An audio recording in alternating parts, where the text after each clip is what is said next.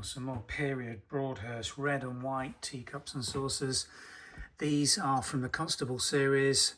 Teacups are just impressed Broadhurst England, D-shaped squat teacups, as you can see, with watermill, cottage, tranquil rural scene with church and the village scene with the horse in the foreground. There is a little bit of glaze crazing all over these and very minimal degree of staining on the inner walls as well, so do be aware of that if you're looking to purchase. They are not in absolutely as bright condition as we'd really like them, but they're rare, which is why we are listing them. And if you have a close look at sets, if you're buying these as replacements, you're probably buying very similar age-related changes in the glaze on the ones that you are restocking or updating your collection. Saucers in slightly better nick. There is the pictorial, partly printed, the Constable series.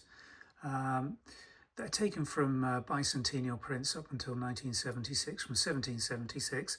Broadhurst Ironstone, underglazed detergent, Staffordshire, England. 1940s, 1950s on those China marks, so they've got some age to them.